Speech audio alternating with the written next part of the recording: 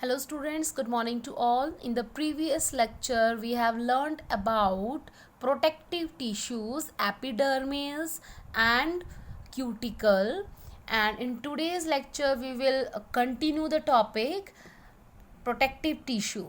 Okay, under epidermis epidermis जो एक protective tissue है उसके अंदर हमने क्यूटिकल पढ़ा था. In cuticle is the waxy layer. This is epidermis outer covering epidermal cells arranged in the layer, and above this a waxy fatty layer, protective layer, that is cuticle. And here we will learn about stomata.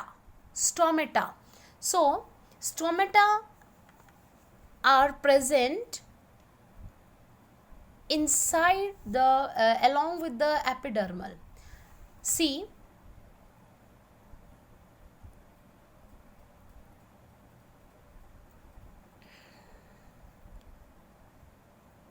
these are the epidermal, again bean shaped. जैसे राजमा होती है bean shaped, ऐसी shape होती है bean shaped, or you can say kidney shape. Okay, other shape is also there, that is dumbbell shape. Dumbbells होते हैं like इस तरीके के होते हैं. These are the guard cells. अभी स्ट्रक्चर पढ़ेंगे स्टोमेटा का. ओके, सो एपिडर्मल सेल्स के बीच में this is the side way view है, बट अगर बहुत सारे एपिडर्मल सेल्स देखोगे आप, these are the epidermal, अगर एक पूरी लेयर है like these are the epidermal cells, तो इन epidermal cells के बीच में ही stomata are present, like here stomata is present इस तरीके से. these are epidermal, तो epidermal cells के बीच में stomata present है. ठीक है. Okay, stomata, if you see the structure, just focus on this structure. This is the structure of stomata. These bean shaped or kidney shaped structure are guard cells. Guard होता है that is protection के लिए. Similarly, these are the guard cells. Inside guard cells you can see the structure like this. This structure is nucleus, and these structures, like number of structures are present in each guard cells. Here 1 2 3 4, and here these are the chloroplast. Chloroplast are the cell organelle. You have learned in the cell chapter.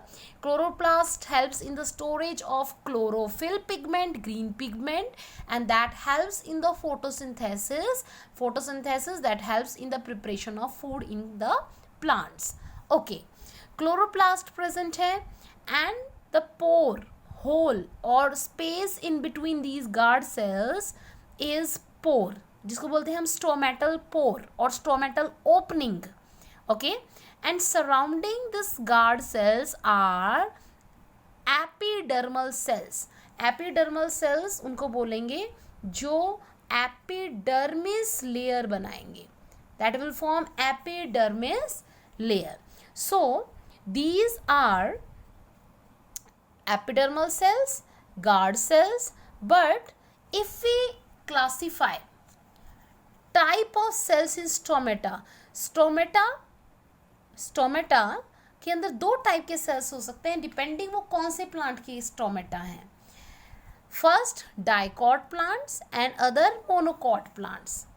जो monocot plants होते हैं, मैं एक simple example बताती हूँ monocot का, that is मेज. जो मक्का होता है, मक्की होती है, जो मक्के का दाना होता है उसमें एक ही कॉटलीडन होता है. मक्के का दाना ऐसे देखोगे तुम तो दैट इज सिंगल कॉटलीडन. इसमें कोई पार्टीशन नहीं होती, दो हिस्से नहीं होते इसके अंदर, दो पार्टीशन नहीं है. This is single cotyledon.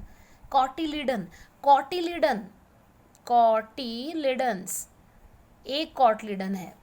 ठीक है, तो एक कॉटलीडन होने की वजह से हम इसको बोलते हैं, इसकी सीड्स के पास, मतलब जो आपकी ये मेज है ये सीड है, इट इज़ अ सीड. तो मेज प्लांट की सीड्स जो होती हैं उसमें एक कॉटलीडन होता है, इसलिए इसको मोनोकॉट बोलते हैं. और डाइकॉट एग्जाम्पल इज ग्राम, चने को भिगो, चने दो जो है पीसेस में हो जाएंगे, तो उसके बाद चने के ऊपर ऐसे पार्टीशन भी होती है. ठीक है, चने को ऐसे देखोगे काले चने को या छोले को, तो उसमें ऐसे पार्टीशन होते हैं, दो अलग हो जाते हैं पार्टीशन, ऊपर की ब्लैक कोट कवरिंग हट जाती है, तो ये दो में जो है दो में सेपरेट हो जाते हैं, दो कॉटलेडन्स हैं।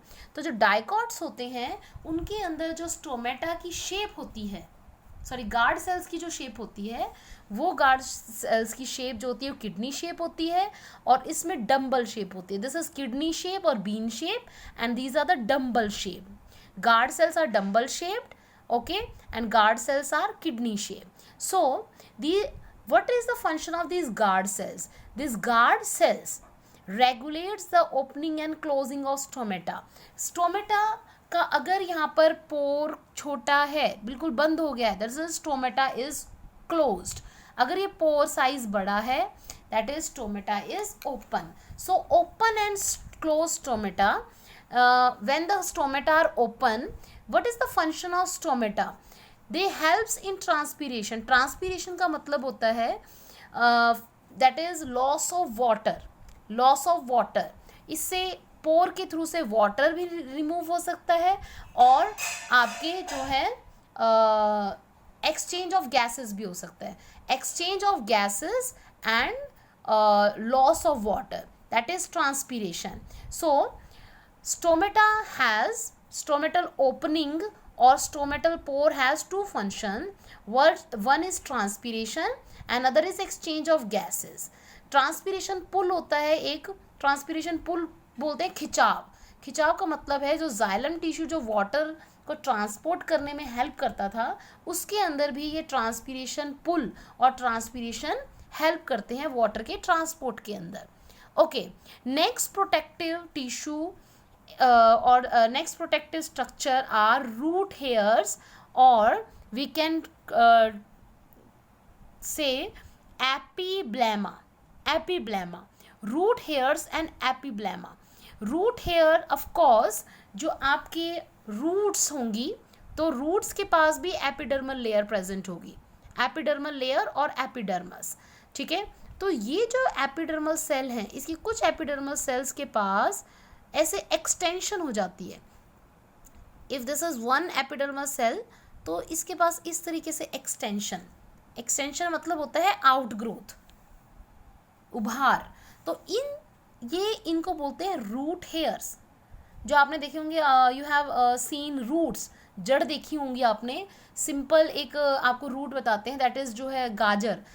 इट इज अ रूट जो फूड स्टोर करती है. आपने गाजर में देखे होंगे बहुत सारे छोटे छोटे थ्रेड लाइक स्ट्रक्चर्स होते हैं, तो उनको बोलते हैं रूट हेयर्स. ये रूट हेयर्स क्या करते हैं, सरफेस एरिया को इंक्रीज कर देते हैं.